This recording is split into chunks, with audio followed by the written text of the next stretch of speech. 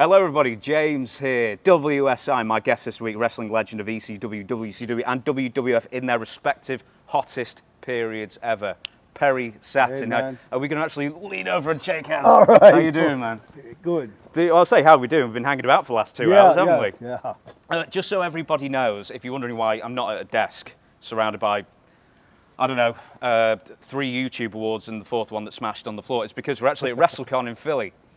And we're going to be talking about Woo games, we're going to be talking about a load of stuff, but the first thing we're going to be talking about is all your questions that you sent in.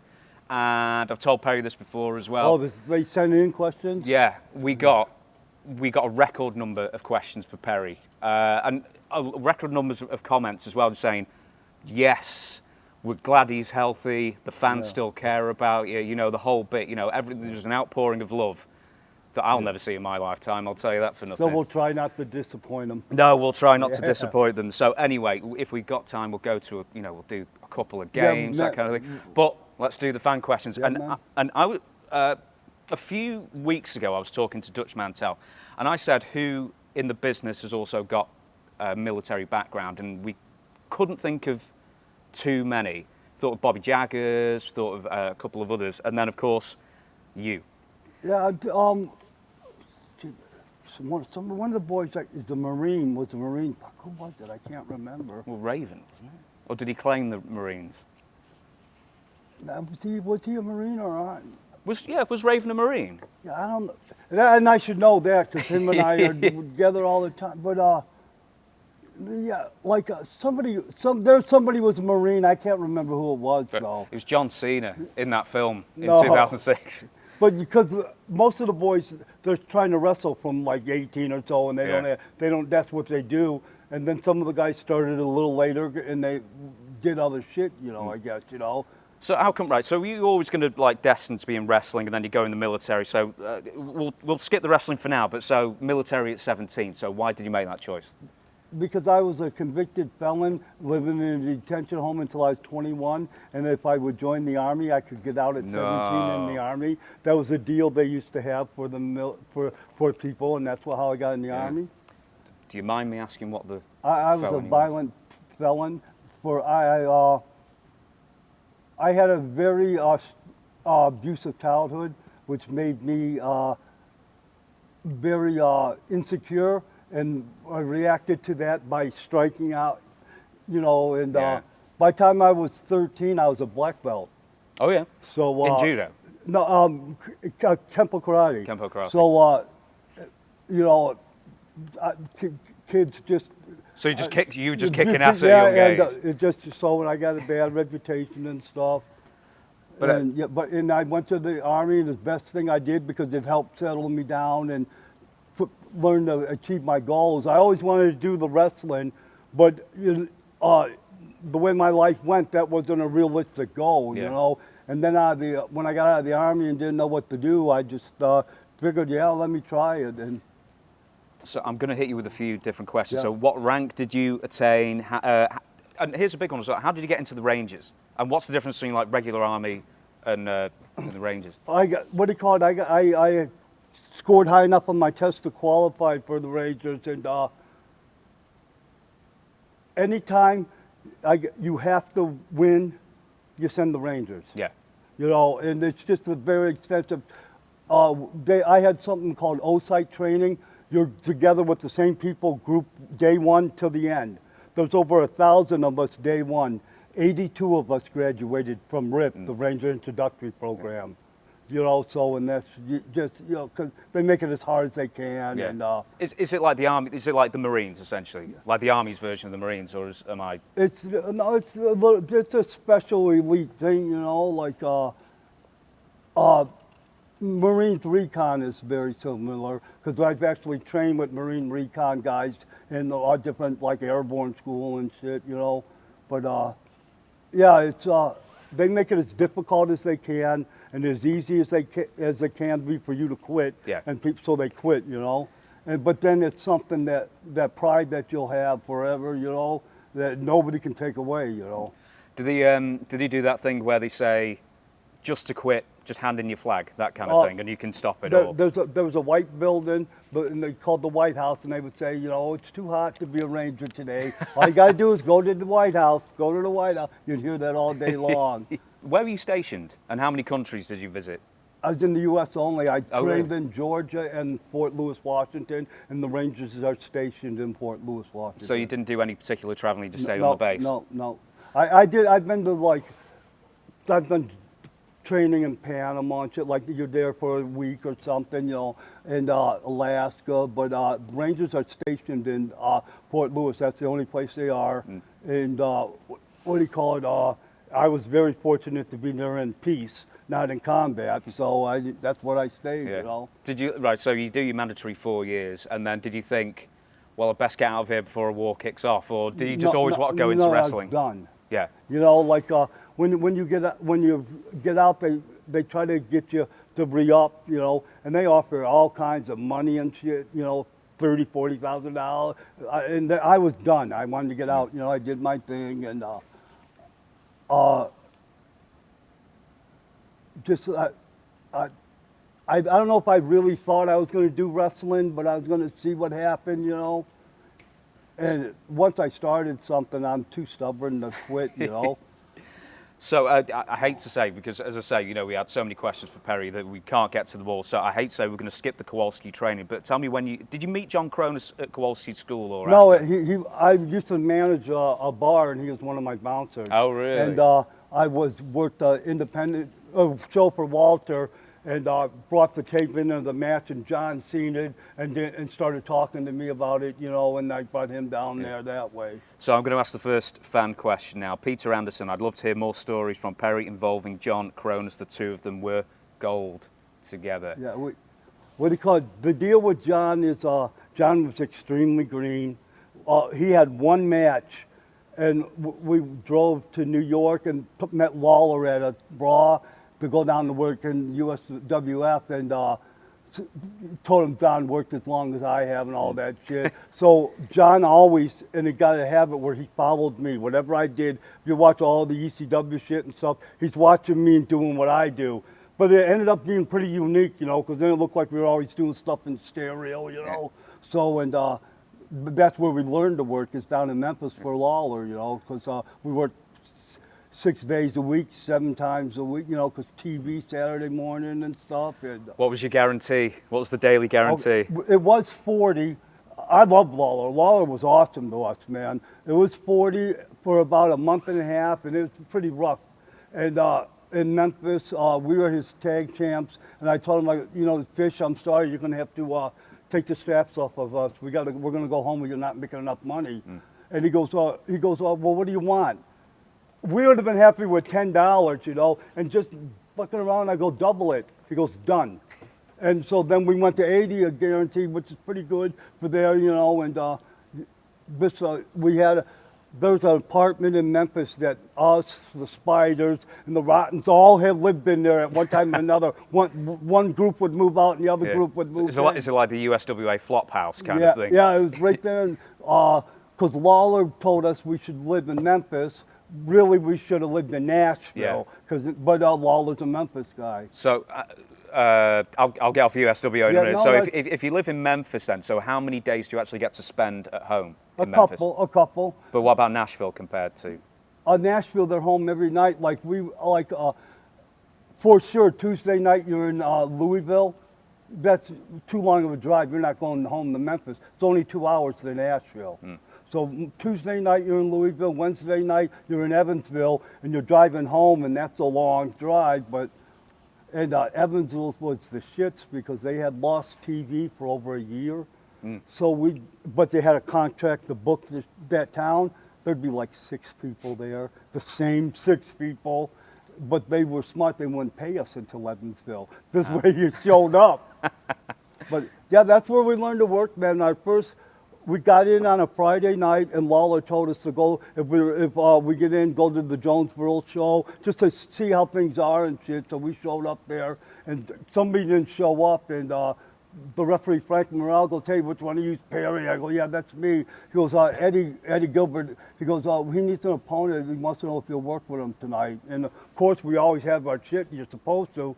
So I go, yeah, I'll work with them, no problem. I never met any or anything, and they're the baby faces and heel dressed in two separate rooms. You know, you don't. So I never seen them or anything. And right at intermission, Frank called up to me. He goes, "Hey, Eddie said you guys got to do 45, but please listen." I said, "Okay." And that's when I locked up with him. He goes, "Hey, I'm Eddie," you know, and I listened to him. He was fucking awesome. We got through it because of him, you know. Yeah. But that stuff like that, you can't replace stuff like that, you know. Someone, in fact, I've got the question here. Scott Halvorsen. So these are all like YouTube usernames rather than, you know, names. He says, I'd love to hear about him. Well, we've already talked about meeting Kronus and then coming up with their names and their old tag team names, Lords of the Harvest. Yeah. So that's an intellectual tag team name, isn't it? What do you call it? My shoot name is Satulo. The first match I had, Kowalski was making out the card. And he goes, his name's, it's SAT something, just put down Saturn. And I never changed it. You know, and with my OCD, I have a little bit, so I have some problem. And so I had to give John a name that was associated with mine. And Saturn is the Roman god of the harvest, and Kronus is the Greek god of the harvest, or vice versa, whatever. So that's how we came up with it. And we were the harvesters of sorrow. And then Lawler said, you can't use that name. And I go, why not? He goes, because these people down here are going to think you're farmers. So, and John wrestled as the Eliminator for his one match. And it sounds shitty to say, John was extremely dyslexic. So he learned how to spell Eliminator. Yeah. He wasn't learning how to spell anything else. So, and... speaking of the Eliminators, Brando Lee has asked, who came up with the total elimination finisher? That's all my stuff. Yeah, whatever we did, I did that. So was that inspired by anything, or? No, John and I John was he could do all kinds of stuff, and we just something. I'd like to do things that we can do to anybody, you know. And all you got to do is stand there, and we'll get you. Yeah. So that's better than. You know, like I'm not picking Big Show up and giving him a pile driver or something, but we could hit him with that. Is there anybody that you remember hitting with total elimination and they just did not drop at the right time? So we bump you. You're bumped. We bump you. We bump you. That's a shoot. If I sweep your legs and if you don't go down, John is kicking your head off. Yeah. No, that's so you're sweeping then. Yeah, no, that's what we did, you know, and. That's why nobody's done it. I tried to teach a couple guys to do, and they're just weird trained to do that. John was a black belt too, and no one's written this in, because I just want to know. Yeah. In 1995, Manchester, New Hampshire, excuse me. You have, is it a tryout match with the WWF, or were you just filling a spot in the card? Because you have like one match. I think it was a tryout that you're talking about. Yeah. So what happens with the tryout then? In fact, who comes to you and says, you know, well, we're looking I'm trying to remember. Like who was it? Me and John. I think so, but stupidly I didn't write down who you wrestled. So Walter Kowalski, you know, we just got back from Memphis, and we're working in Japan, pretending all the time and stuff. And Walter asked me, he goes, hey, if you want, I'll talk to Vince. Let's see what we can do. And so we said, yeah, of course. And we got there, and I don't know what the problem was, but they put me and John and the two guys we worked with in like a broom closet. They didn't even let us in the locker room, you know, and it was just, they humored Walter and gave us a look, but they weren't really interested, you know. It's funny because like in the same year, this is off the top of my head, they had Chris Benoit in for a few matches, they had Rhino in for a few matches. It seems like all these ECW alumni, they would, you know, come back in a few years and make a big deal out of it, but... It depends on the booker, too. Like, WCW brought me and John in, too, and Arn told me, he goes, your guys just don't have what we want. Okay, well, then, that, you know, we were working in Japan steady, so, you know, but you always want to go up, and then right after the WCW trial, we got the job with ECW, so, and then we just stayed, you know, there until the end.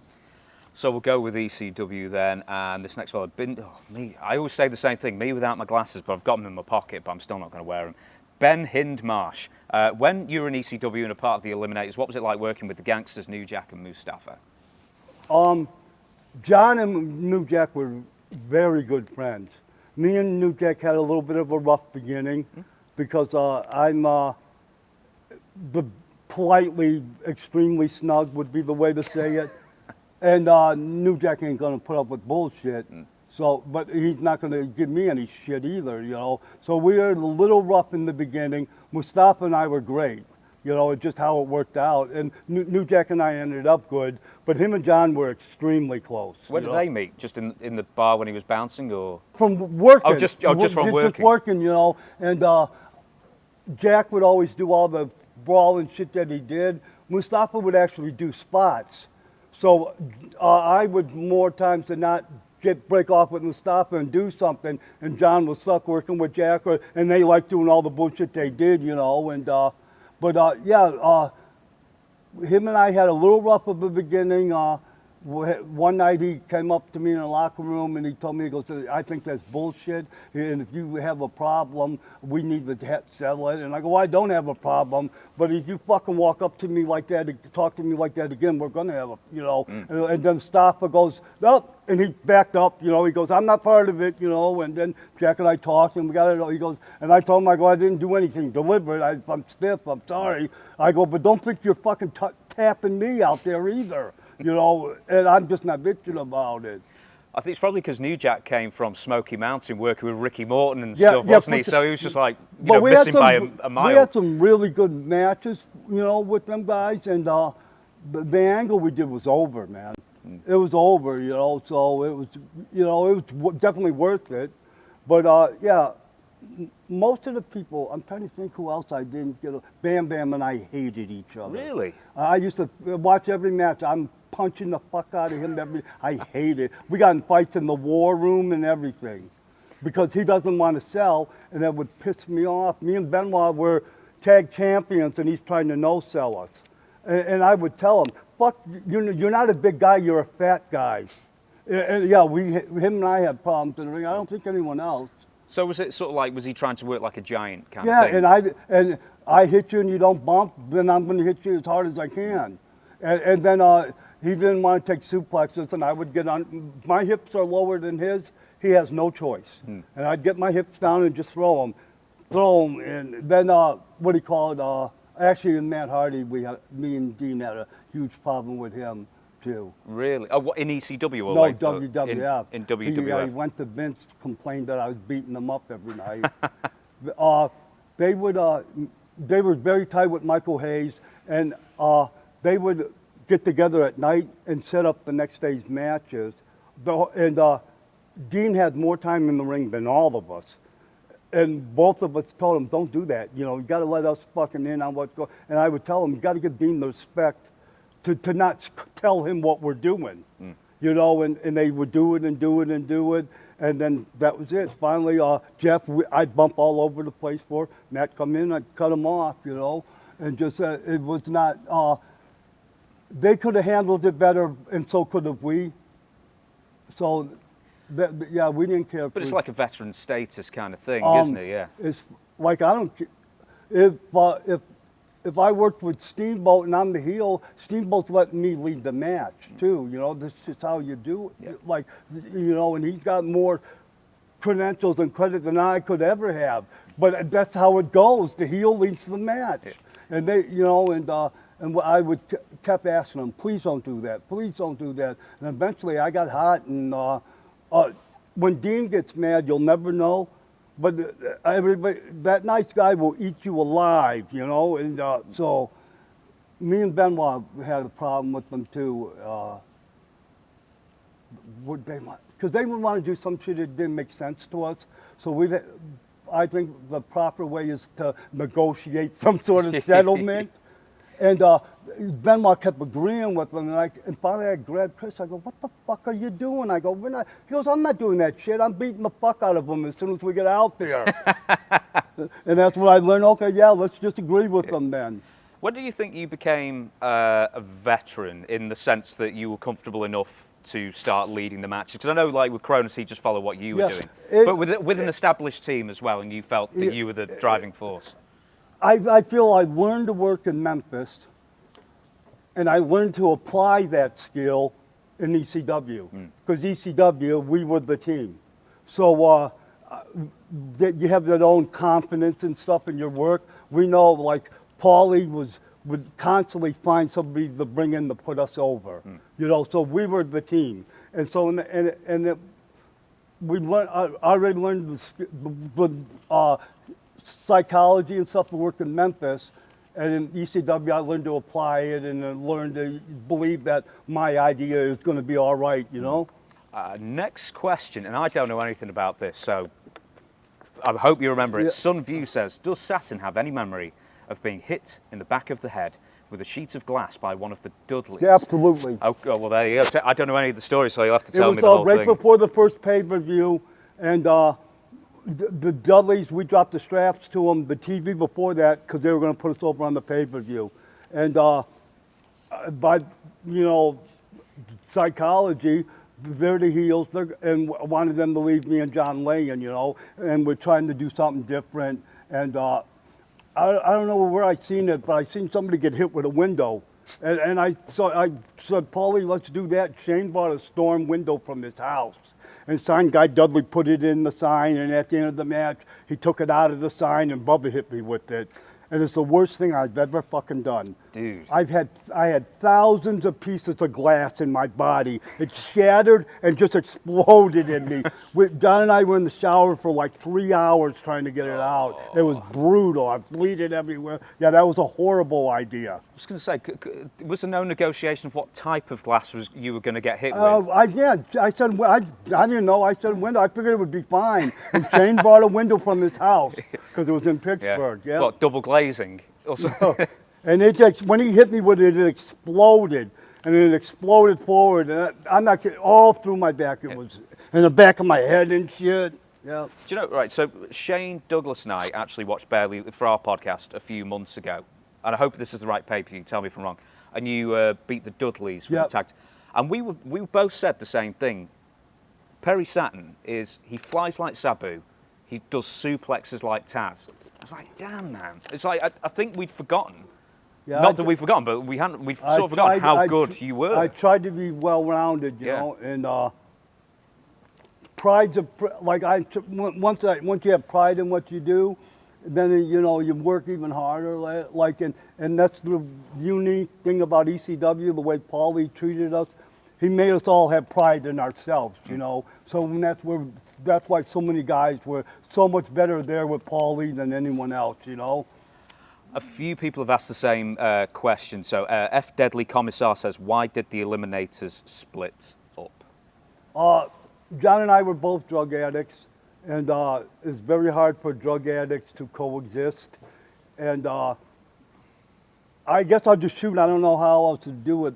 But John got a new girlfriend who was a rat, and she thought she knew more about the business than I did, and she started telling him that I was fucking him over and shit. And I promised, everywhere I worked with John, they offered me more money than John, and I always made them pay me the same. We'd always alternate going over, and you know, I took care of John like he was my own brother. And John's a crazy, tough fucker. He ain't gonna put up with my shit. I'm not gonna put up with him. So now we're fist fighting each other. Right. In Pittsburgh again at the Marriott, we caused like $3,000 worth of damage to the room, and it got into a fist fight because John I wanted to leave the bar, and he didn't want to leave the bar, and he goes, okay, let me say goodbye to somebody, and he left with the girl and left me at the bar, so he knew I was going to be pissed. He beat me to the hotel. When I got in the room, as soon as I got in the room, he jumped on me. So and we broke the TV, the shower door, all kinds of shit, and had to pay for it, you know. And we just couldn't even be, you know. John he had this thing that he would always go, "You're not my fucking father," which used to make me so nuts. Because before he met the girl, if I said, "No, John, I think we got to do this," he'd trust me and do it, you know. And just so we couldn't be in the. Like, it was too bad, you know. We got into a fight in the arena with each other, and the team, I can't remember their name, but they tried to break us up. Me and John ended up beating them up, and then went back to fighting each other. It was just, we couldn't be around. It was too much, you know. Yeah. And it was a regret, but it was unavoidable. So I don't know You know, like I wish we could have worked it out because we had a pretty good thing, you know, and we were pretty good at one time. Was there any talk of bringing John back in for WCW or WWF, or was it just it wasn't happening? Oh no, we weren't. It was done, you know. Yeah. I'm fucked up if I won't fuck you, but the second you do to me, that's it. I'm done. I'm unforgiving. I won't let you do anything to me that I won't do to you. You know. So John and I were done. I seen him one night in Boston. He met me and a couple of my buddies out when we were wrestling for WCW. But I would have never offered him anything, you know, because it just, I took care of him and he was great to me up until that time, you know. We were like, bro, I was with him all the time and couldn't ever imagine not being with him. Yeah. So, but you can't, it was just, it got that toxic.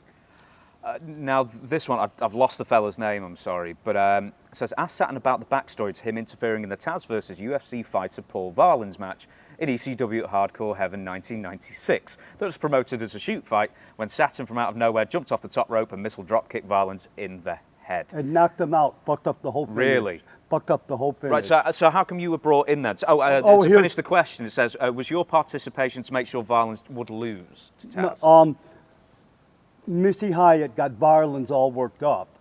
So he tells Paul Lee he's supposed to put over Taz. He doesn't want to put over Taz now. So, you know, clean. And so it comes up, the negotiation they came up with is that somebody will fuck Taz. I mean, fuck Varelans. So then Paulie brings me over because I was one of his guys that he trusted, you know. And Varelans looks at us and he goes, I don't know, if a guy can stand on another guy's shoulder, I don't know, and I'm still taller, I don't know if it's believable. And Paulie looked at me and he just shook his head, so I knew he was done. And I just come up, I was supposed to kick him, he'd bump and sell him the Taz's finish. I knocked him out. There was no getting up in the nothing. And then in the back, I went up to him to see if he wanted to fight, and he didn't, you know. But yeah, that fucking, yeah, he's just fucking, he was hard to deal with, and them shooters don't understand the work sometimes. Yeah. You know what I mean? Like, they can't comprehend it. You know, it's just, I don't know why, you know. Josh Barnett, I worked with a lot in Japan when I was going there, and he got it. He could get the deal between the work, you know, it's okay because it's a work, but then some guys just can't get it, you know. I don't know, you know, and it's all bullshit. Yeah. I never beat nobody. People put me over, you know. Was that his first and last pro wrestling match? Yeah, for sure, because I cut a pretty good promo on him in the locker room and shit too, because I was pretty hot. Yeah. Yeah, so I'm sure he wouldn't show his face again. And who knows, he might have punched the shit out of me, but I took away his will to find out, so. Especially since it's a locker room versus him, I doubt he wanted to really try it out. No, sorry, please. Ron and Don Harris, them. Love them guys. There's no way they could possibly fool me into knowing which one is it. Like, I can tell them apart. There's no way I can't. For a while, though, I couldn't tell them apart. And do you know them guys at all? I've never spoke to Dutch wants to bring him on the other podcast because he knows them pretty well, but no, I've never had the pleasure. Don is kind of a joker, goof around, and Ron's a little more serious. So I'm doing the spot with Ron, and I'm gonna duck his kick, and I'm gonna super kick him. So all night long, Don keeps coming up to me like he's Ron, and he keeps going, now what do I got to do? Do I got to bend over so you can reach me? And I'm going, no, I got you. And you sure you're short? He had me so mad. We got out there. I kicked Ron right in the fucking face. We get in the back, and he wants to fight me now.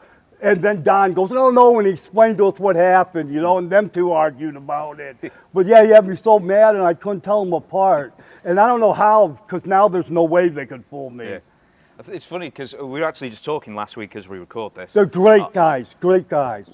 Dutch told me the story about Ron and Don versus the Sandman, which I don't know if you know that story. I must have been there because I was there when they were there. I don't know what it was. I think it was something to do with the Sandman caned them both a bit too hard. No, when me and the Sandman had a problem, it was because he hit me in the ear with the cane. So that's probably what happened.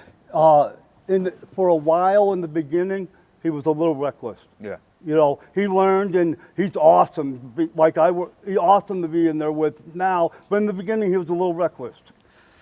Right, this is a sensitive question for some, so you don't have to answer it. You don't have to answer anything. Wrestling 782 says, how much does Paul Heyman owe you?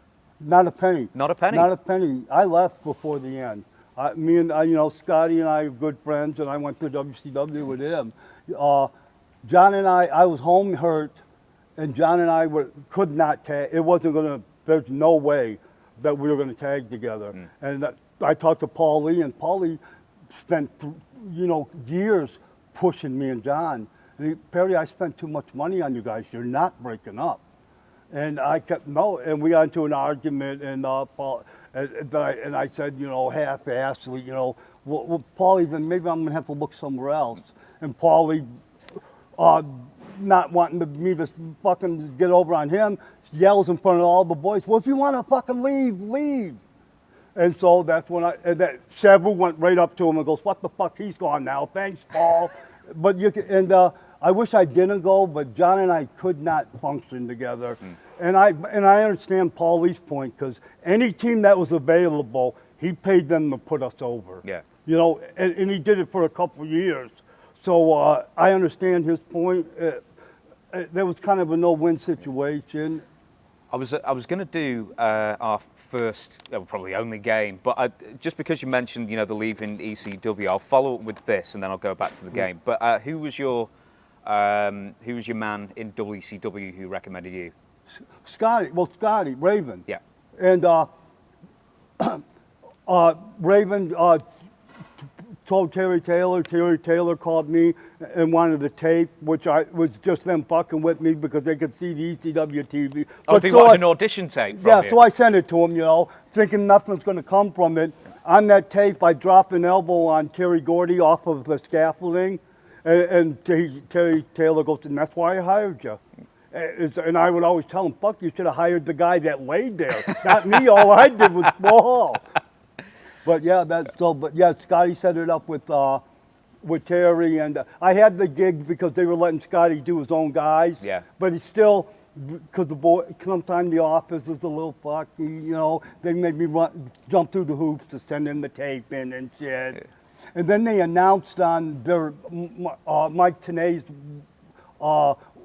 hotline or whatever that I was coming there before they told me. Oh, really? So Paulie's calling me screaming that he wants me to sign a contract instead of go there. And I didn't know what was going on, and then like an hour later they brought me down there to sign it. Did you use that in contract negotiations? Because you're like, hey, Tanay's already announced me. No, Paulie, what I'm sorry, I mean contract negotiations with WCW, not ECW. No. When I went down there and I had the job. That was it. Yeah. And they offered me what they offered me, and it was pretty much non-negotiable. This was a step up, you know, for sure in their eyes. So, and then they gave me like a 1-year deal to see how it goes type bullshit, you know. And I started at $100,000, which was a lot of money. I don't care who you are. And that lasted about a month. And Eric Bischoff gave me a $25,000 raise because they liked what they had of me. I did all the, anytime you had a tryout in WCW when I was there, you worked with me. And all the dark night where they had to do that, all the TV segments that were 2 segments, that was mine because then they knew I would be able to do it, keep the stuff going in the match, you know. So you, someone like who tests the attitude of a new person? Yeah, you know, like, just, and I don't know, I'd come back and Terry would meet me, because everywhere I'd have somebody working with me on the tryout, and then I'd have to get ready for Nitro, you know, and because I was on every show the time I was there, you know, and Terry would go, how was he, and I'd tell him what I thought, you know, which is kind of a shitty spot, because you don't want to be a guy who somebody doesn't get a job. Yeah. But I'm not going to tell them that I thought somebody was all right when they weren't. You know. But you give the thumbs up, thumbs down, and they take your and then opinion. Terry would tell me what he thinks, you know, and see if we can get a. He was a pretty good boss, man, Terry. That was a really shitty situation, you know. Eric was. If it was a relationship, he'd be described as abusive, you know, because the way he talked to all them guys, agents and shit, you know. So, but a couple of times Terry wanted me to do something. And I thought I had a better idea, and I talked to him about it, and he went with my idea. Some of the guys that don't matter, they're not listening to you. Yeah. You know, it's their idea, and that's it. Do you remember in the early days when, you know, you've got someone new that you're wrestling, do you remember anybody who your word got them the job? That you can say, because of me, I've got him a good match. I got Mikey Whitworth a job at WCW. I don't think I've ever vouched for anybody. No, but I mean, like, you know, if you and Terry, you know, you have the match with the guy and you say that guy was a good guy. Oh, no, at that time, they had this running joke going. They would take the enhancement guy I was working with and pull him to the side and tell him shit like, you know, Perry's really old school. You really have to make him work for shit out there.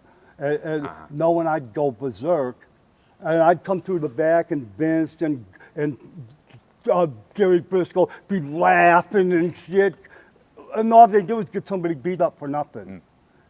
But yeah, so no, them matches was never like, yeah, they were always a nightmare because they did it every fucking time. What you should have just like whispered to him. Not I'm Eddie Gilbert, nice to meet you, but you know that kind of thing. Don't worry, you're safe, kind of thing. Or when Dean and I would, I guess I'm a kind of domineering, maybe I guess, personalities. And when Dean and I was a tag team there, Dean would always talk to the guys we were working with. And I found out later that he would tell them, well, I'll start, we'll work around a little bit, I'm going to tag Perry in, he's going to beat the shit out of you guys, and then he'll tag me back in. So, you know, because Vince, like I was one of the guys Vince liked, and I felt I gave guys too much. So I always, and that's a tough, you know, like I didn't feel I did. They had another running joke every night. JR would go, Perry, what the fuck, you're too stiff, you're hurting these guys. The next night, Vince would go, Perry, you got to lay it in. This shit is, and it was back and forth, you know.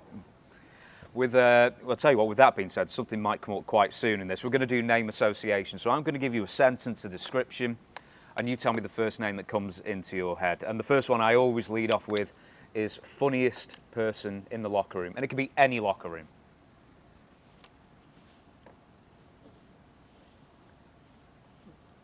Jamie Dundee. Jamie Dundee is awesome, man. He is so fucking not. Dean would be second, believe it or not. Dry Dean Malenko has an incredible sense of humor, but Jamie Dundee is non-stop. Last man standing at the bar, in a drinking sense. Something like recently, people keep thinking I mean fighting, but no, yeah, in a drinking sense, thought. yeah. Bradshaw or Farouk, Ron Simmons. And the one night somewhere in Texas, we went to some bar, me, him, and Dean and Ron, and there was the people that drill for oil. They were there after work, and I think they broke them guys buying them guys drinks all night. You know, yeah, they can drink. So they struck oil then in the end. Yeah, they can. Them two could drink, man. Next one, craziest thing you saw on an overseas tour.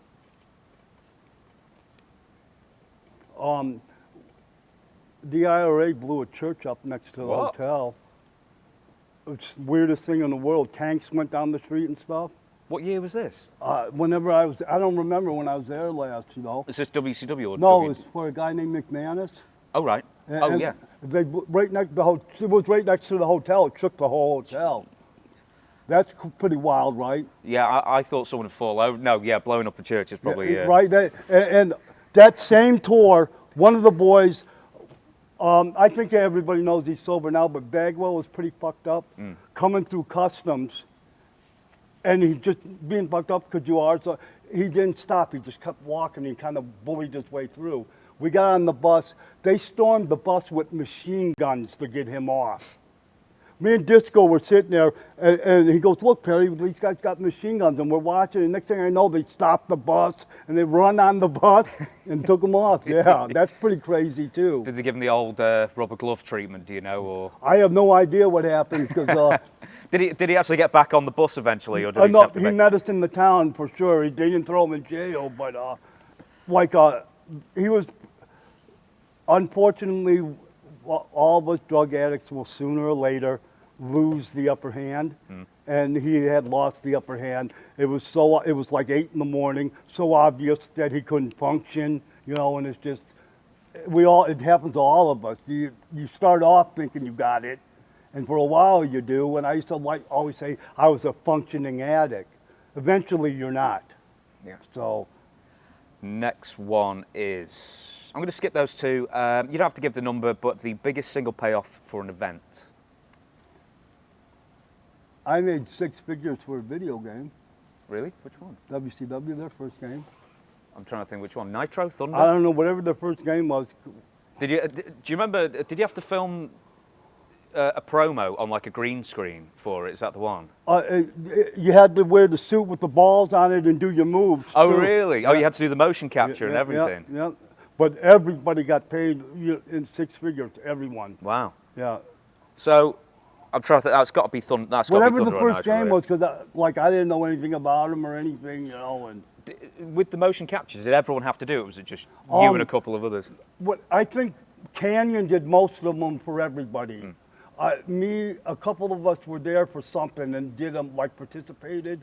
But I think Kanyon would have done everybody's, because that was kind of his deal. He did shit like that for the company all the time, Like he was the stunt double for the movie, Ready to Rumble, and Chris was an excellent worker, Yeah. I'm sorry.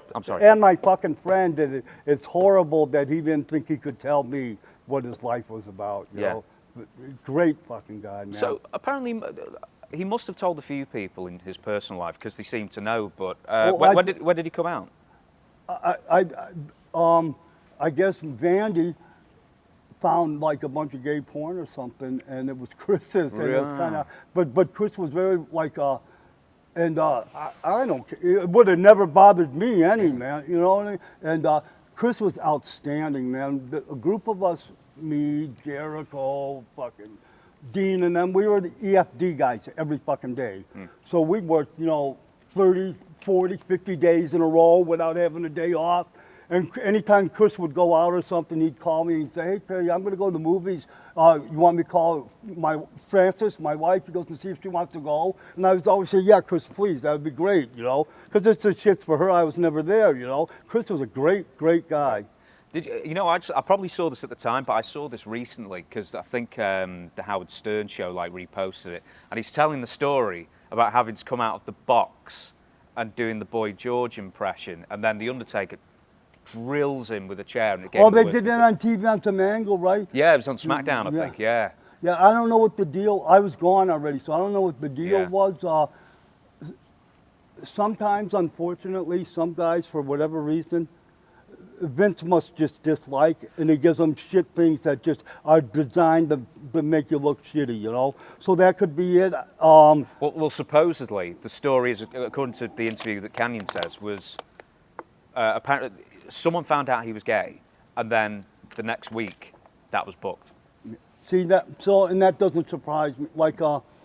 Chris when he bought his house in Atlanta, me and Disco and Scotty would talk about I always found it weird he would have the Young Bucks living with them, and a college fucking fraternity or sorority house, and what the fuck does he have all these young guys moving in? So we probably kind of knew but didn't know, and then and it was just Scotty and I for sure would have never cared at all. He could have told us anything, So and that's pretty shitty. You think. Your whole life you can't tell people who you are, and so how do you really get close with somebody because they can't even know who you are, so that sucks, man. Yeah, that I know. Sucks. And he was my friend. I cared about him, and then that really sucks that he didn't feel comfortable. So we're going to go to, people are starting to hate when I ask this question, but I still ask it every time. Smelliest wrestler? Bubba Dudley. I'll move on. Most dangerous situation you ever found yourself in? I'm talking with fans, in a wrestling setting, but with fans trying to attack you or something like that. We did a show in Chicago, ECW, and what was AAA, right? That was the Mexican wrestling. Yeah. So an ECW AAA show, and it was me and John against Public Enemy, I think, and we went up into the crowd. They jumped us. All 4 of us. We had to fight for our lives to get out of there. Were you the good guys or the bad guys in the match? Or did it not matter? Yeah, I think Public Enemy was probably the baby Yeah. face. But it didn't matter. They jumped on all 4 of us. What am I going to go with next? Well, we were sort of talking about, you know, stiff. Stiff is one thing, but who's the most reckless in the ring as far as just throwing limbs with reckless abandon, that kind of thing? Nobody's going to last if they're that way. Sometimes, God, I hate to say it because he's my friend, and he's a great, great worker, but sometimes Page gets a little worked up, and he does that spinning clothesline. He would hit me in the fucking face every night. And I said, Dallas, can you please stop trying to hurt me? And he goes, I can't hurt you. I go, well, stop fucking trying. And it was just because Dallas, it was the perfect employee. He loved his job. He did what you needed him to do, but he would get a little worked up, you know. Yeah. And yeah, every night he'd spin and hit me in the face with that fucking clothesline. With Dallas, right, I'm sure I must have asked him at some point. I can't remember, but some people say he scripted all his matches out like Factu at 3 in the morning. Did he do that with you? When him and Bam Bam had to drop the straps to me and Benoit, we were at a pay-per-view in Florida somewhere. And Chris and I just call it out there, you know. So we get there, and he hands each of us a script. And it is detailed, like move a half an inch this way kind of shit. And Chris was all stressed out. He used to have take them coffee stirrers, and he'd have them in his mouth. And the more he was stressed, the more he would spin it. And he's spinning it and spinning it. And he goes, Perry, I can't fucking do this. What are we going to do? So we left and went to the gym and didn't come back until our match, so he couldn't talk to us about it. And he was stressed out over it, but it was fine. Yeah. And that was the way he got to do it, you know. Nothing more satisfying than going in and not even, Eddie Gilbert, that's one of my proudest moments. Even though he carried me and led that match, I didn't even know him before the fucking ring, and that's how you just worked it, you know. I don't know where I heard this. I may have heard this about an hour or so ago, but didn't you have a tag team match with Raven and then you wrestled 23 minutes out of the 25? Scotty is my closest friend. Him and I are like, it's just, I can't express how close we are. Sometimes he's a bit much, and he was in a bit of a pissy mood, and I didn't notice he was in a pissy mood because I would have known for sure then. And it was me and him against Dean and Chris, and Kidman and Mysterio, and Kidman and Mysterio had the straps, and it was all 3 of us. So we're going over, and Scotty's getting the pin, so he should be in a good mood. He was in a pissy mood. It was a 25-minute match, and I was in the ring 23 minutes. At one point, it's going to sound ridiculous, but I tagged him before I could get out of the ring. He tagged me back in. And he was just in a pissy mood and didn't want to do anything. What was the finish to it? Did he got the pin, so? Dean put the cloverleaf on me, and he DDT'd Benoit, because we already eliminated Kidman and Mysterio, and the referee did the cover while I had the cloverleaf, so there could be controversy, you know, that's who we ran with then. But, you know, he went over clean with the DDT, so. Right, where am I going to go to? To bring that up to him now, he'll laugh about it for sure. I was going to say, he's here. Scotty's deal is, this is my way I came up with describing his attitude. If one of the boys tell him, well, here, I'm going to give you a power bomb, he'll go, well, why don't you arm drag me and I'll sell it like a power bomb. And that's Scotty. And he's fucking excellent in the ring, great psychology and stuff. But if he gets in the mood, and I know I've been with them many nights where, you know, mad as fuck at each other, you know, because we were together all the time. Especially in WCW, we worked, you know, like 40, 50 days in a row, and just so you can't help but get mad at people, you know, and. With a, was it on? It's not like an on. It's like you're married to the person, isn't it? For sure. Yeah. There's years that I spent more time with him or Dean Malenko than I did my family, you know, because we were just together all the time. What am I going to go? I'm going to say this every time now. What am I going to go with next? ECW's hardest parties, or is that just half the roster? when John and my first day there, we walked in the locker room in the arena, the big back room, you know, and there's all these tables set up, and the boys are getting dressed at them, and all the boys got their drugs out.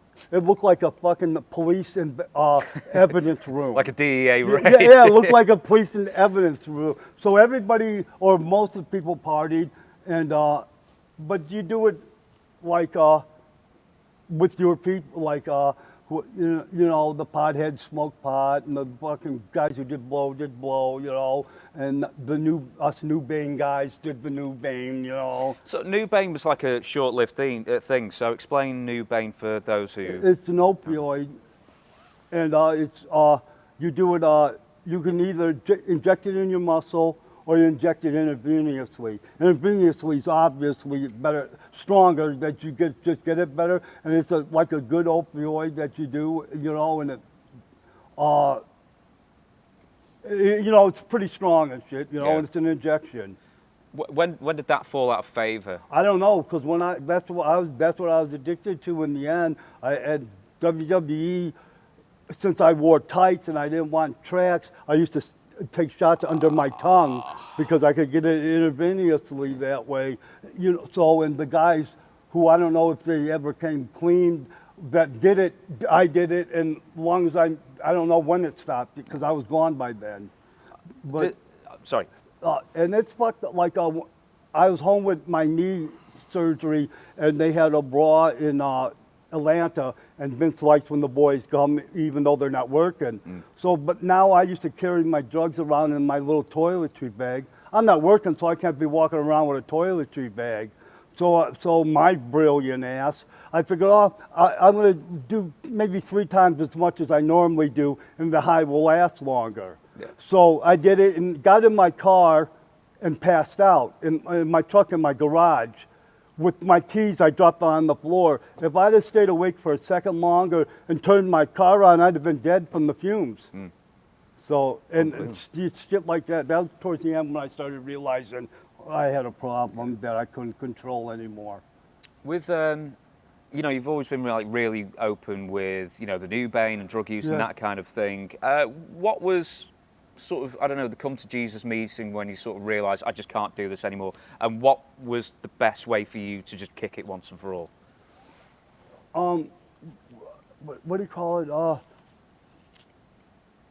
it? In WWE, I had gotten to the point where there's no way that I could hide it or anything, and Paulie came up to me, who I can't, they have no higher praise for anyone than Paulie, you know, and he took me in the room and he goes, hey, Perry, he goes, you know, the old man will send you somewhere if you need help.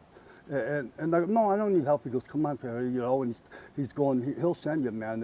I'm telling you, it will be all right. There'll be no heat. And I go, no, I think I'm all right, Paulie. And he goes, think about it, okay? So that week, I went clean for the week. And was going to maybe try to be clean because I felt embarrassed that I would have to go to rehab. The Stasiak blew out my knee on the house show, and I was now home with knee surgery with nothing to do but drugs, and I never recovered from that then, you know, and just partied until I had nothing, you know, so. So when coming like... But I almost made it out of just pride, but it was me and Bill DeMott against Stasiak and Henning, and I don't know how, I clotheslined him, and he bumped and chop blocked me when he bumped. I have no idea how he did it, and that was, and yeah, so then I was home and just too much time on my hands and just... Was it what's the saying? I always blow the idle hands of the devil's plaything. Yeah. Right, we're gonna... And I was still under contract with WWE, so I was still making money. So I had money and nothing to do and nowhere I had to be. Yeah. Which is a very bad situation for an addict to be in. With, where am I going to go with next? I'm going to skip quite a few of these because I'm sure there's some more questions. But one I was like, best and worst road agents.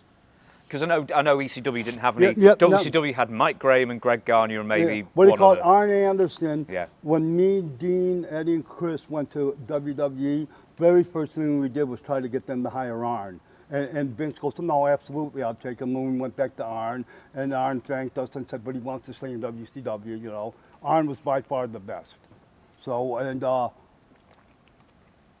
because of Benoit, us guys had heat with Sullivan. So Sullivan and Mike Graham, they we'd supposed to be going over, and they'd tell us we're doing the job. We'd get out there and do the job, come to the back, and Russo, whoever the booker was, would go, "Why did you guys do your job?" "What do you mean?" "Because we were told to do it." You know, and they're just fucked up. I got along really good with Eric, and Chris and I just won the straps, and Eric goes, "Perry, I'm not going to be there this Thursday at Thunder." He goes, "Make sure they take care of you. If they don't, call me." So they have him and I in singles matches doing the job. So I go, "Sully, that's not what Eric wants." He goes, "Well, Eric's not here." I go, "Yeah, but he talked to me and that's not what he wants." He goes, "Well, good luck fucking getting a hold of him." So I called Eric and I told what Eric was going on. He goes, "Put that fucker on the phone." And I just handed him the phone, you know. So he just took us off the show instead of job, but it's shit like that, you know. So I contributed to it. I should have just accepted what he had wanted us to do because he was the boss. But I knew it was fucking with us because of Benoit, you know. Yeah. So it's hard to accept if you tell me I'm gonna go over, and then you're telling me I'm not, just out of spite. It's hard for me just to accept that. Yeah. And Mike Graham was just a fucking. It's not good to talk about the dead, but he was just. You know, American cartoon Foghorn Leghorn. Yeah, of course I do. They have the chicken hawk that always wants to fight. Yeah. That's Mike Graham. Wants to fight everybody and can't beat anybody. So, when you said I was thinking of Robert Fuller when you said Foghorn Leghorn as well, because he's the same, yeah. all arms and legs, isn't he? But that Mike Graham, they'd get him drunk and get him worked up, and you know it was all, and that's how we got out of WCW because of his stupidity. With do you know, because you mentioned that, because that was in what, January 2000, you know, U4, and then there's another story. Shane was maybe going to come with you, and then doesn't. I'll get to that in a minute. Yep. But a few months earlier, is it Eric Bischoff stands up in front of the whole locker room and says, "We're sick of everyone's complaining. If you want to leave, leave." And Scotty left. Then Raven left. And then Raven Yeah. left. How come nobody else did? Because nobody else wanted to give up their steady money. Yeah. If Eric was there, I was all set because Eric likes me, so I'm not going anywhere. Scotty, I'm sure, already talked to Paul Lee, you know, and he was very happy working in ECW. It's hard to give up money, you know, for a maybe or whatever, you know. So and a promise of an opportunity, yeah, that kind of and thing. maybe everybody, whether they want to admit it or not, always hoped that this will get better. You know, because WCW is a really two-class society, you know. There's the top guys who never worked anything but TV, and then the mid-card guys who we did everything, you know, all the house shows. And then if the house shows were down, the top guys would go, "See, they can't be top guys, they can't even draw," even though they're getting the top guy push and that show's down because they're not making the fucking shows, you know. So it was a two-class thing, you know, that was aggravating as shit. Well, the idea I always heard was you were pushed according to your salary, and there was no mobility. If you were on a salary, that's where you were. Is that fair to say? I know that's how Nash and I talked about it, you know, and he fucking knows. He's been in some negotiations, you know, and I don't remember what Eric offered me something. I don't remember what it was. And I told Kevin, he goes, "No, get money. Get money and you'll get anything you want. Get money." What's the old saying? There's two things real in the business, the money and the miles. Yeah. Is that right? Yeah. Because I mentioned that as well, I'm never going to get through this game, I tell you, with the way I'm going. But I want to get your opinion, your perspective on why Shane Douglas didn't join you for going to the WWF. Because I know that I think his version is that Dean Malenko had told him one thing, but it basically had to tell him an untruth because they didn't think they'd take Shane. Is that right? Or okay. My friend got a hold of Pritchard for us because we were under contract, and they were definitely interested. And it was the four of us, Conan, and Shane.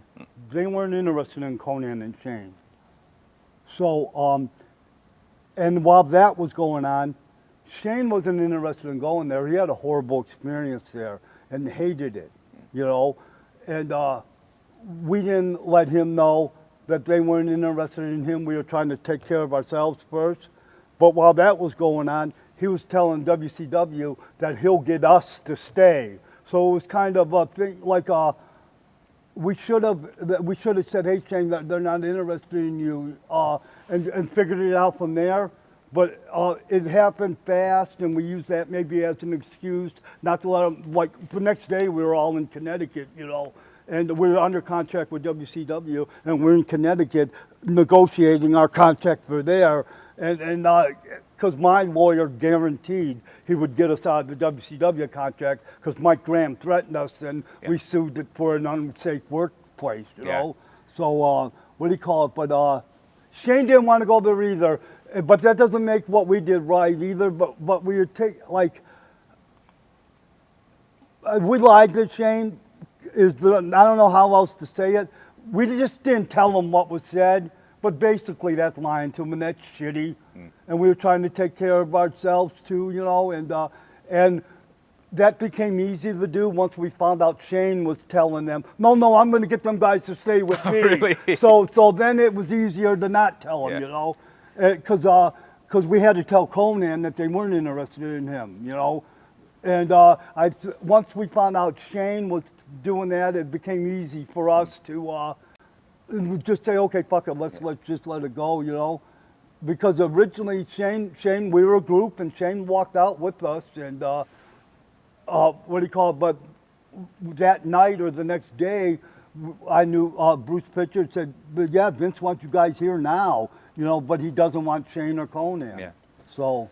Do you know, Shane told me that, you know, the meeting where you guys were, essentially, you know, you were allowed to go. He said he had a dictaphone on him, secretly recording the entire meeting. And he doesn't know where the tape is, but it's somewhere in his house. But I would love to hear that. I can tell you what happened in the meeting. Okay. The fucking guy, what the hell is his name? Bush, the new guy, Bush. Bill Bush. Yeah, and he said, anybody who doesn't want to be here doesn't have to be here. At the next TV, they make Sullivan the booker. So we don't want to be there. And we got him, we're in the office with them, and he's hiding and hemming, and I snapped. I go, what are you, a fucking piece of shit? You said, and I browbeat him into letting us go. I wouldn't stop screaming at him until they threw us out of the building. So, but yeah, because we knew, Sullivan told me, and I don't have a problem with it because he told me, but he goes, I see no money in you. I'm not going to book you the way you want to be booked. Okay, he's the booker. He has every right to do that. I don't have a problem with that. But he was going to fuck us every chance, you know, so. So why stay? Yeah, and if the booker tells you he can't do anything with you, then why do you want to be there? And the idiot did try to, the Bill Bush guy who was so out of his league, like he didn't understand the boys or anything. He tried to bigwig us with anybody who doesn't want to be here. So I threw it out and would not, I'm very determined in situations, and I would not let it go. At one point, I was screaming at him, I guess, and standing over him, and yeah, we were in catering. It was about 10 minutes later, and he comes up to us with the police, and he goes, Perry, I would like you guys to leave. And I go, okay. And I go, I'm eating, can I eat? And he goes, no, I want you to leave now. I went, okay. And the next day, Turner, while we were in New York in Connecticut talking to Vince, Turner's and whoever a lawyer was, let us know that they were going to release us unconditionally. And then they came up with the condition that we couldn't badmouth him on TV. Oh. That's why Mick talks all kinds of shit about him to us, but we never say a word about him. Really? Yeah. No way. Yep. These are going to be a couple of quick fire ones. Who's the worst abuser of spray tan or baby oil? Fuck, I got somebody in mind. Who was it? I can't. I think the girls use the spray tan. I don't think the boys use that. Oh, what was it? Icy Hot or something? Icy like Hot. Yeah, a bunch of us use that. Yeah. And as a rib, when I shave my arms and then they get a little stubbly, guys like Jericho, he's a little fair skin, I'd give him the rear chin lock and I'd have that icy hot on and I'd rub my arm across his face and he'd get big blotches and get so mad at me. I can picture some of the boys, I just can't picture who it is, just drenched in it. Biggest ladies man, you can't say yourself. I don't know, I think we were all pretty unskilled at it and we're just clumsily luck into shit, you know. Well, I'll give you this, who had the lowest standards? Oh, that would be Raven. That was without, but Raven would do it just so the boys would have something to laugh about later. There was a situation in a Waffle House bathroom somewhere in Tennessee that this lady barely looked human. And he did it just so the boys would all laugh about it the next day. So Scotty would do shit like that just to be funny, for sure. Just to get an anecdote out of it. For sure. Perry, there's a question that I know everybody off camera wants me to ask you, as well as probably a lot of people. You're nodding at me, I can see there. So tell me what the Rhino is. Everybody already knows what that is. I know, but everyone wants to hear the Rhino story anyway, apparently. I'm sure it was Raven's mind that came up with it, but Scotty and I used to have pretty good success with bringing a few women with us places and stuff, so we were always doing stuff together. And somewhere, I think it was in Atlanta at Scotty's, there was a strap on, and somehow it ended up on his head, and then it would end up on my head, and we just started, you know, and that was the Rhino. And Lodi was with us, and on TV you'd see shit like, he'd have signs like Autumn loves the Rhino, and nobody knew what it was and stuff, you know. And it was just some stupid thing we did to make ourselves laugh and stuff, and hopefully not fucking take advantage of somebody to make them feel bad, but nobody complained at the time. So, and was it ever on a crank at any point, or? No, but I think it was, I'm pretty sure from Robbie Steiner, his headgear, so we could mount it on his headgear, so we could wear it, because just putting it on your head, it wouldn't stay straight and shit. I'm pretty sure it was Robbie that I got it from. Yeah. There you go. He never participated in it. Of course he did. But I just got... He donated the headgear. In Kissimmee, Florida, down there for Universal taping, Scotty and I all fucked up, and we had these girls, and sometimes shit comes in your mind, you're drug addicts, and we're going to do the Rhino, and we went to Walmart and bought a slip and slide, a hose and a wrench so we could take the sink apart in the bathroom. And we put the slip and slide down the hallway of the hotel. We were on the second floor and not thinking, flooded the whole first floor. Got all the boys kicked out and everything. Because the girl would sit at the end of the slip and slide, and Scotty would get on his back with the Rhino on his head, and I'd shove him and run and shove him down, and then he'd do me. But when security came to get us, I don't know, just being dumbasses, I had the idea of the fire extinguisher as extra propulsion. Well, they sucked the oxygen out of the air. So security's coming to get us, and before Raven can run, I spray him with the fucking fire extinguisher to get my extra propulsion. He can't breathe now, so we busted. We can't get away or anything. What was the furthest you pushed Raven down the slip and slide? Like how many feet? We'd run halfway or whatever, and it'd go, or sometimes, I'm sure a few times we ran all the way, and just stupid shit. And had no problem convincing the ladies to lay down there, spread eagle, no problem at all. I will give you a couple. This is a quick one. Loudest spot caller? Oh, fuck, I don't know. It could be me, because I've got yelled at a couple times for that. Because when I get, the more aggravated I get, I think the louder I get. Worst driver?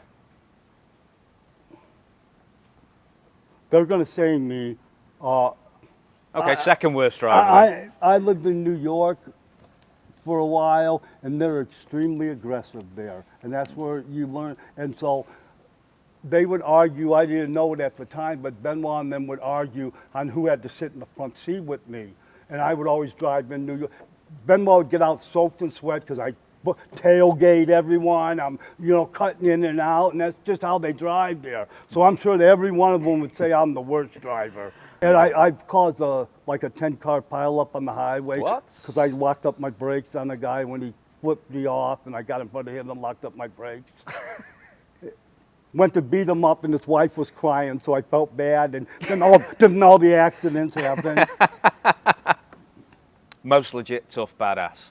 Haku. Everyone says Haku. Yeah, there's nobody close, though. Barbie's close, maybe, but one day, goofing around with Brock, this fucking kid, man, is for real, and he has a very good attitude, and I'm nowhere near, he outclasses me so much, it ain't even funny.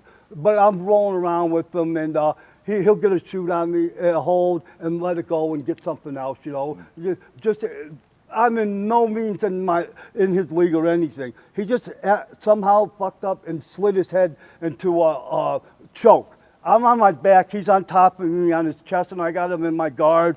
So I got him. I'm going to choke him out and make him tap, and then I'm never going to get in the ring with him again. So I cranked that choke. In like a half a second, he's on his feet with me over his head. I have no fucking idea how he got there. He had his hands on my hips, and he's incredible, man. And I watched Kurt Angle's take care of him. So Kurt is, but Kurt's a gold medal winner, you know. Yeah. It's like so ridiculous to compare anybody.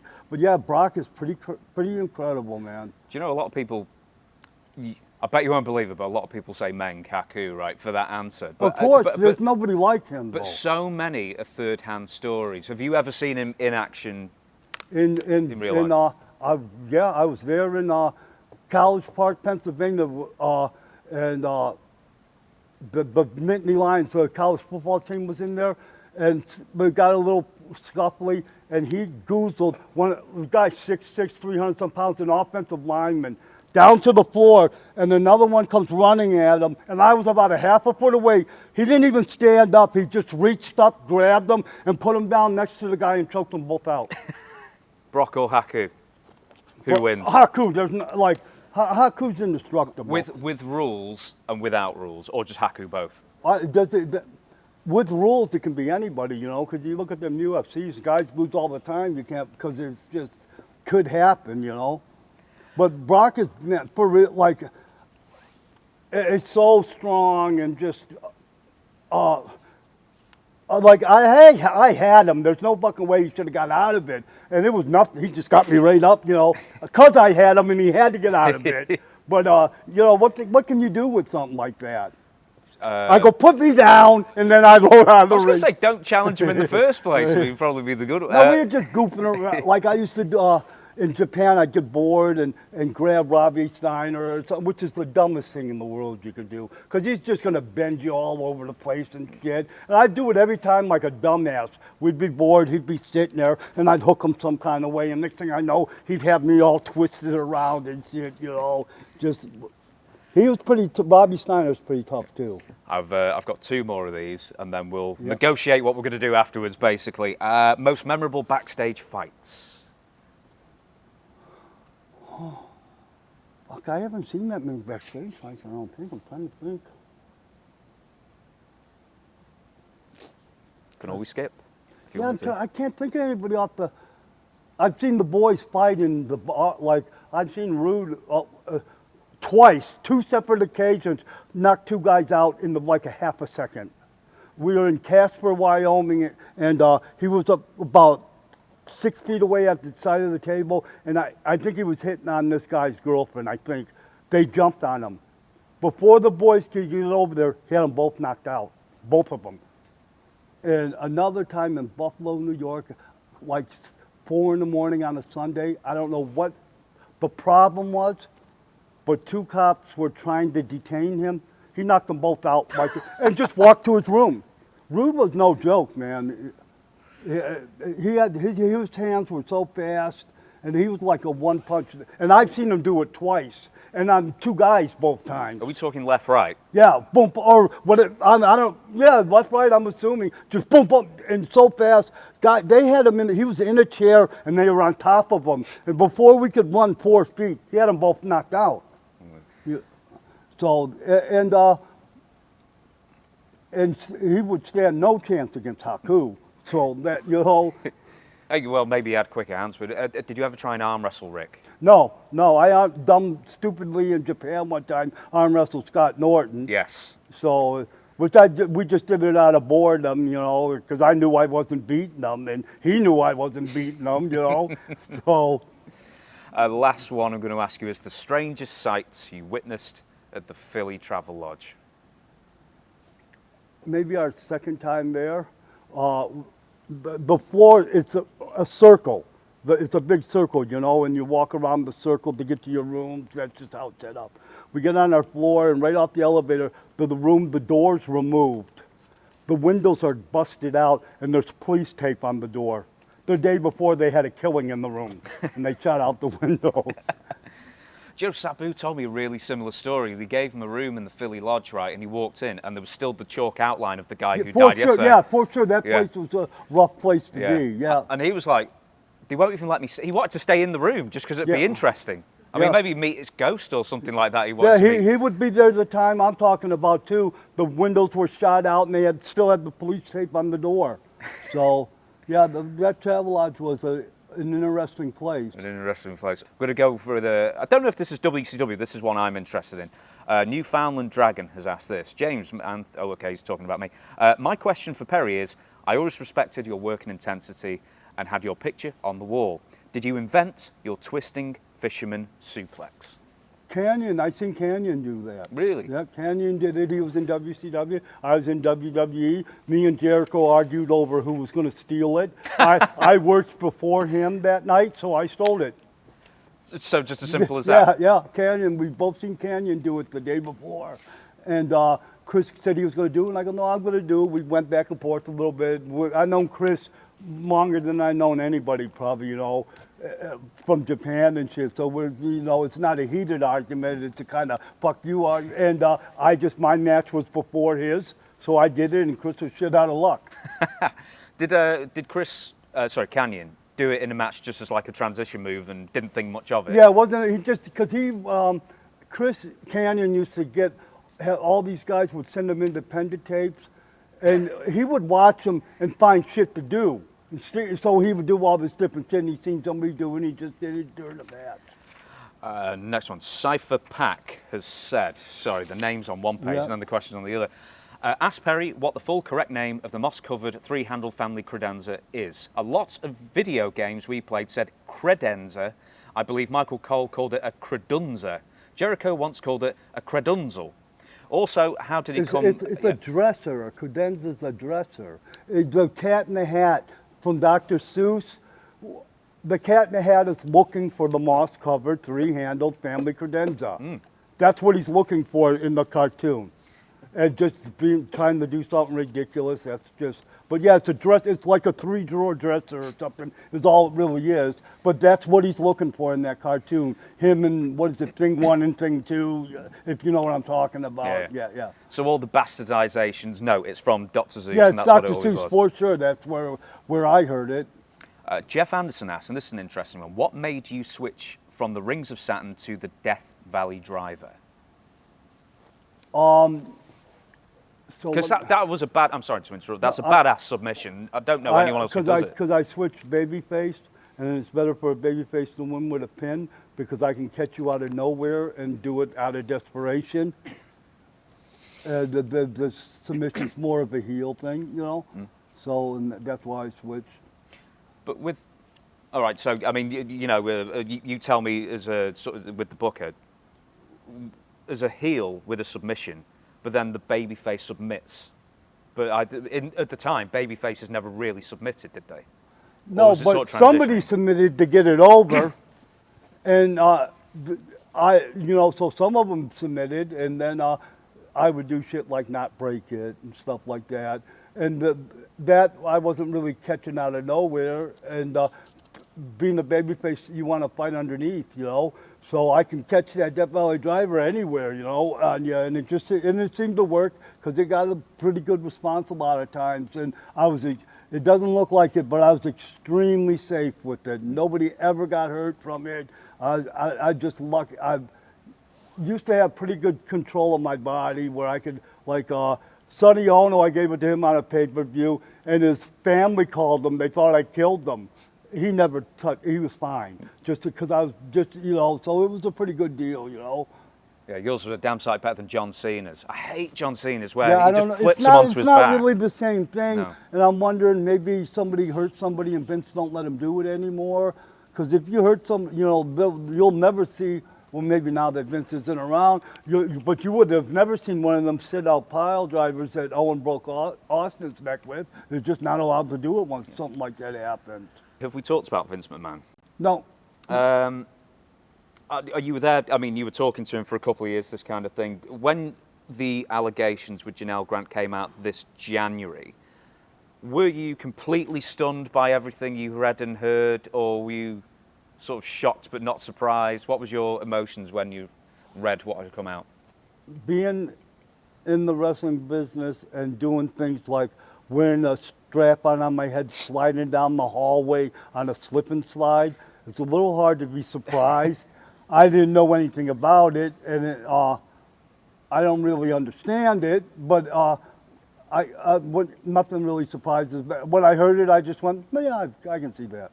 Because that's just, you know, and Vince used to call himself a genetic jackhammer. You know, he was throwing the cock around as much as he could. So why should that surprise you, you know? I'm a genetic jackhammer. How did Vince treat you, just in general? Because, I mean, he wanted all the stories from Him you. and I thought, got along good. He had, like me, Bob Holly, Blackman, the Farouk. We'd beat the fuck out of each other, and Vince loved that. And we were like his own personal fight club. He'd get bored and he'd book two of us against each other, and we all got along. It was fine, you know. I always got along with Vince, you know. Yeah. Never had any problem with him at all.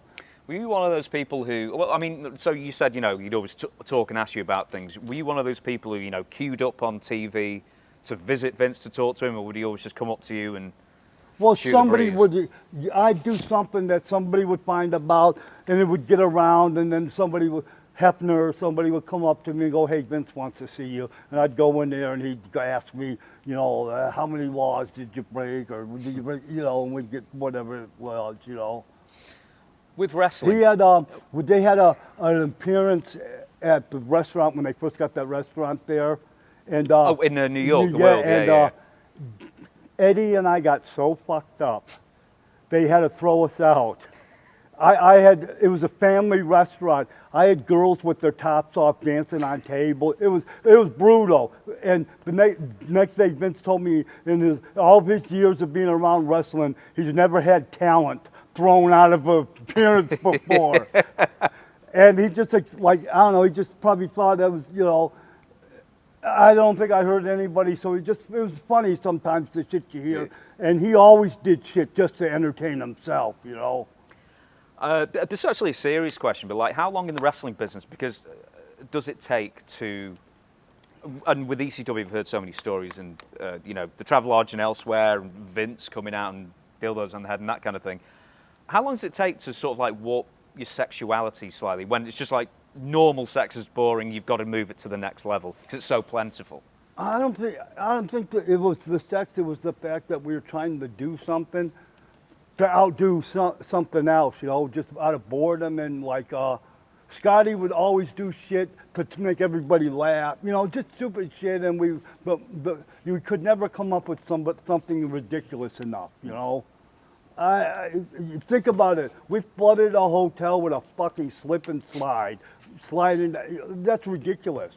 But it sounded like a good idea that night. We had to take a special trip to Walmart in the middle of the night to get the hose and shit, you know. And so it wasn't like, and we just, I don't know, just having fun.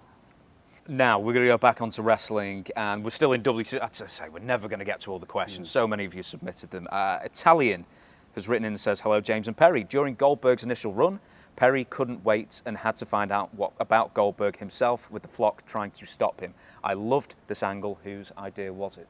Terry Taylor. Really? I was the guy that everybody tried out against and stuff, and he came to me and he said, Perry, we want Bill to put some time in. We want to book you with them and you make them work. I was the first guy he didn't squash. And so, of course, I do whatever you want me to do, and Bill and I, we worked through it, and he worked 2 pay-per-views against me, and both of them were over 10 minutes, and he would go a minute or 2 usually, so, and it started breaking them in, because he wasn't going to squash Hogan and them guys, you know. So, Bill was one of them guys who had trouble sometimes accepting the fact that it's not real, you know. You got like Hall, when they beat him on Nitro or whatever it was, Nash beat him, Hall shocked him with a stun gun. Goldberg insisted that it be a real one, otherwise the fans wouldn't believe it. And it was a cattle prod, and Hall just kept zapping him with the fucking thing because that's what he, you know, and that, you know, and but that's what Bill wanted to do, you know, and it wasn't necessary. I had a very long conversation with Nash about this. Forever, Hall would hit you in the back of the head, you'd stagger into the power bomb. They did it for a finish 1,000,000 times. Goldberg refused to do that because his fans wouldn't believe that you could beat him that way. And it's just, you know, some of the guys who shoot have trouble understanding the work of it, you know. And Bill's a good guy. I got along great with Bill, and he works hard, but that's just a disconnect that he had. And yeah, we had a match in Colorado Springs at a pay-per-view. First time he put any time in. We got to the back, he collapsed, and they had to get him in an ambulance. I blew him up so bad. And I was blown up too. And but yeah, because it's when you don't ever put time in and you go so for a minute, it's hard to do that for 10 minutes. And you know, he wasn't eating me up. I wasn't letting that happen, you know.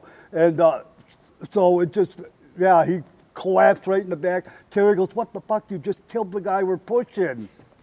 But yeah, Terry Taylor asked me to do that because it put him just the first time he had to put time in, and they thought I could help him get there. Did you have to like overly, you know, because what the old saying, he was green as goose shit. They had. Did you have to plan more for Goldberg for this, you know? We worked maybe 2 house shows together, and I did an Eddie Gilbert with them, and I said, Bill, please, if you just listen to me, I promise we'll get all your shit in, and we'll go where we got to go. And he did, for the most part. Next question. Kiss says, I want to know if Saturn had any any run-ins with Sting, or has a Sting memory from WCW. Sting was always professional, decent with me. We just never interacted much, you know. But most of my time in WCW, he was off. That he was spent like over a year where he might show up in the rafters once in a while, and that was it, you know. So no, I did a tour in, where that fucking church got blown up. That tour, Sting was on there with me, and I talked to him on the bus. That was the most I ever talked to him the time I knew him, you know. Just nothing personal. I don't think with either one of us. It just never did anything, you know. And I never worked with them. With the, you know, all like the big stars with the $1 million contracts plus in WCW, you know, the Nash's, Halls, Hogan, Savage, Luger, Sting, Steiners. I'm missing some, I know. Who were the guys who had like the most time for you? Who were like the most gracious and the guys who you like to talk to? I was very fortunate that I think most of the boys respected me. So everybody had time if I talked to them, I think, you know. Hogan was off to himself. He had his own dressing room and everything, which is the only time that anybody's ever seen that. It's just not something that's done. So he appeared to be standoffish. Whether he was or not, he was still isolated by his choice from everyone else, you know. Yeah. So, but like, Macho was a little squirrely too.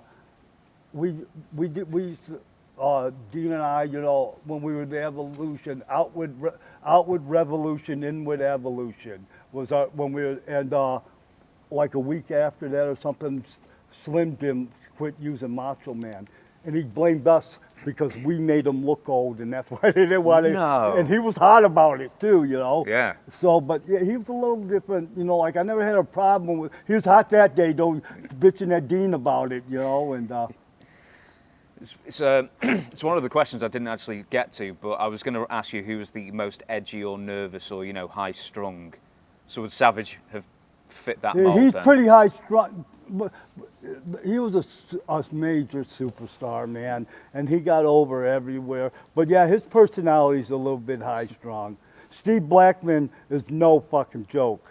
He has like no sense of humor. Nothing's funny, and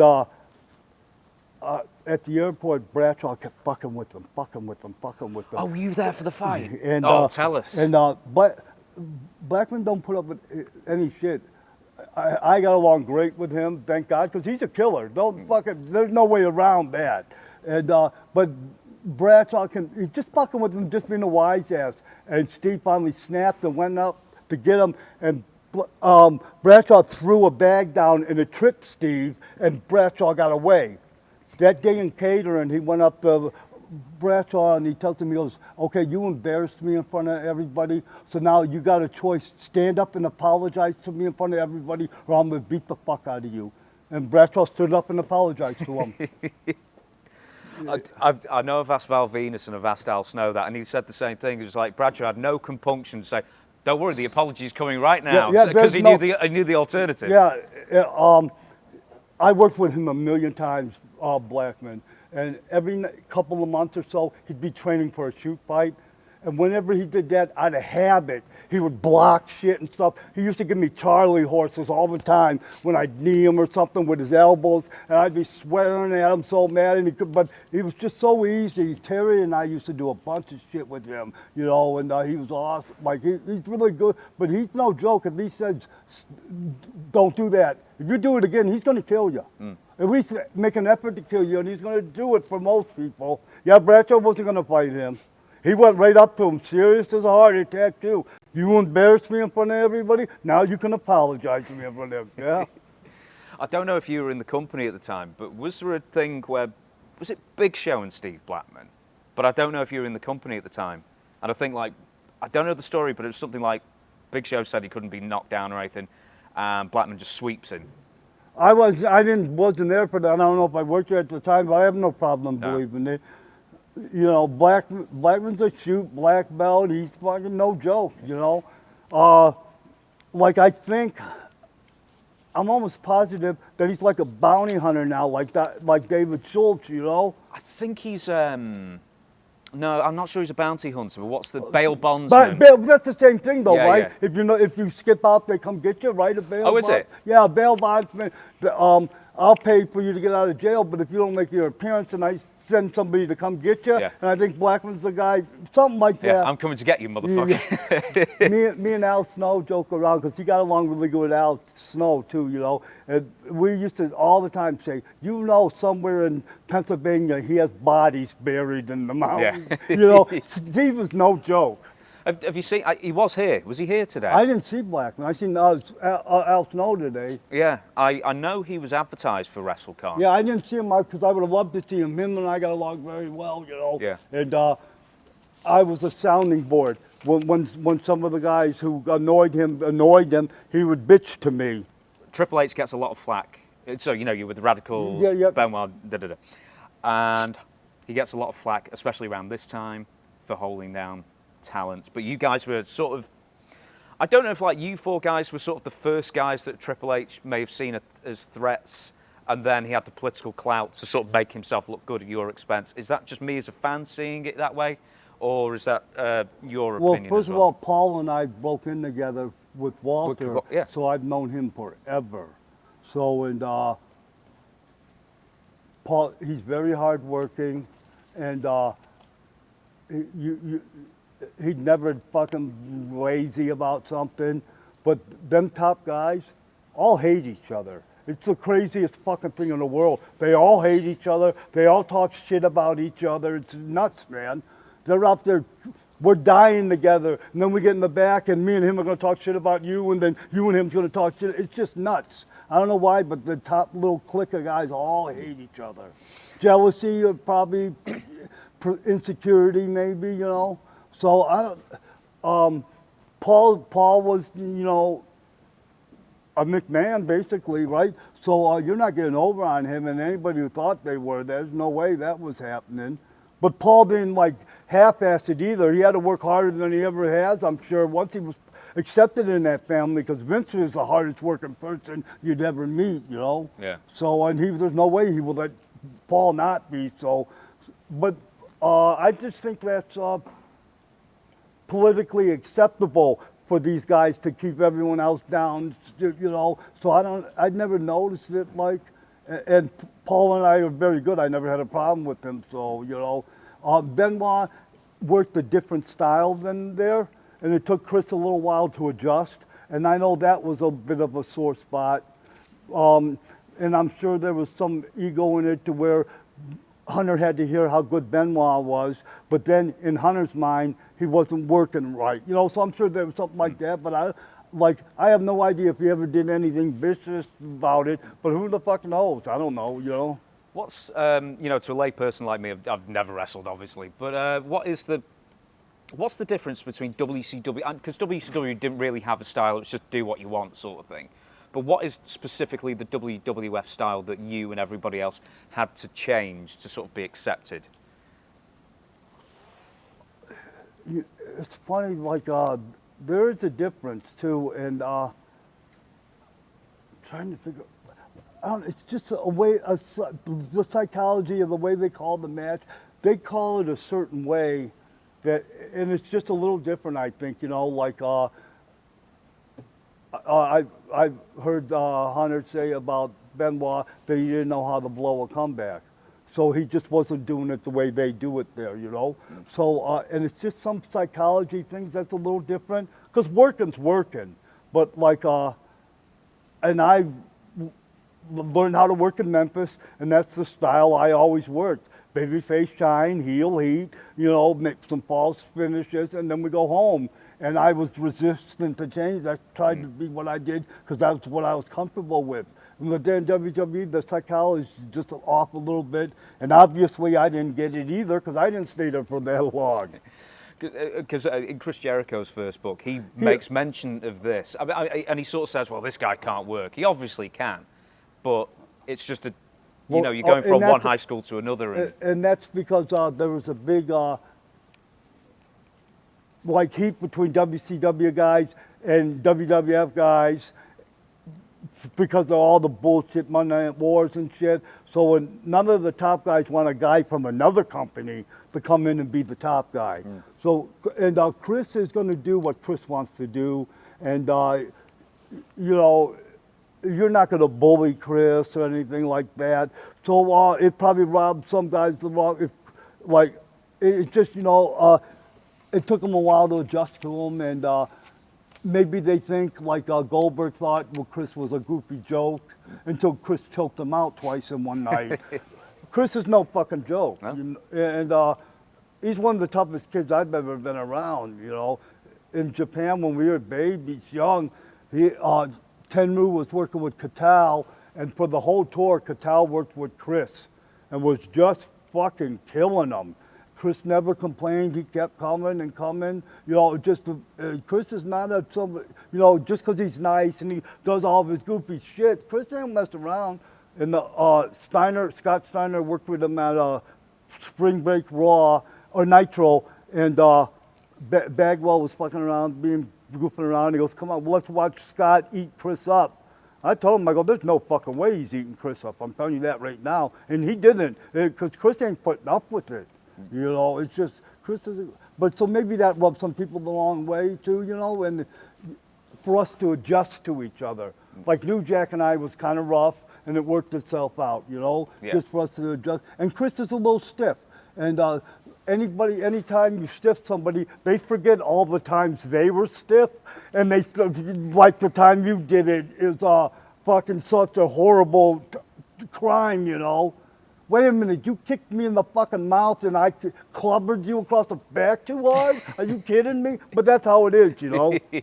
Is it like the self-perpetuating thing? Well, you potato me, so I've got to potato you, and then it gets a little harder, and then it becomes a harvest, and then... No, I'm just stiff. Yeah. I just, so, and I've never complained about anybody being stiff.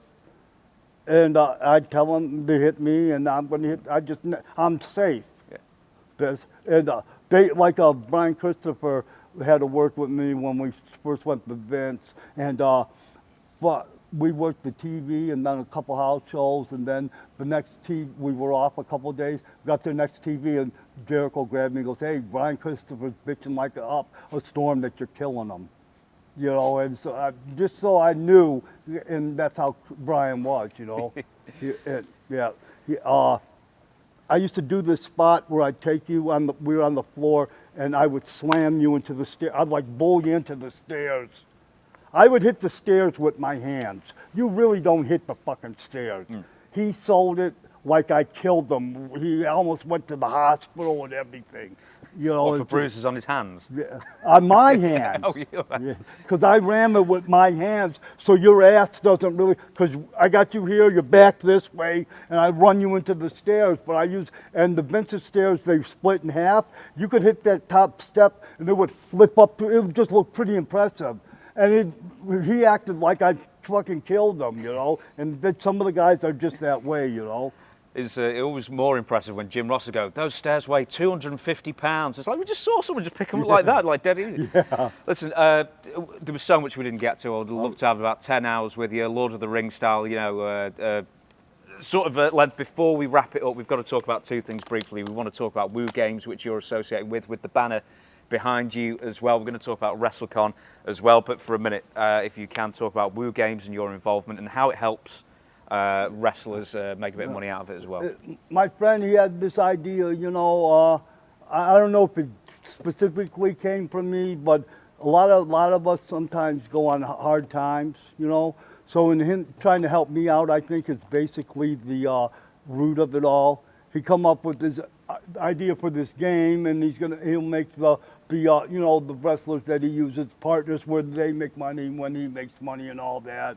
And it's I don't understand all the shit because I'm old and you know, I'm lucky I know how to text, but it's like you're the agent or the promoter, I mean, and you run a territory, you know, and you book the matches and stuff, and it's pretty different. Like I never heard of a game like that, and so and then whatever he takes care of all of us, you know. Some of us got money, some of us don't. You know, some of us weren't very smart with money or whatever. So, and there's no retirement or anything, you know, for us. So we got, you know, and this is something hopefully that helps everybody out.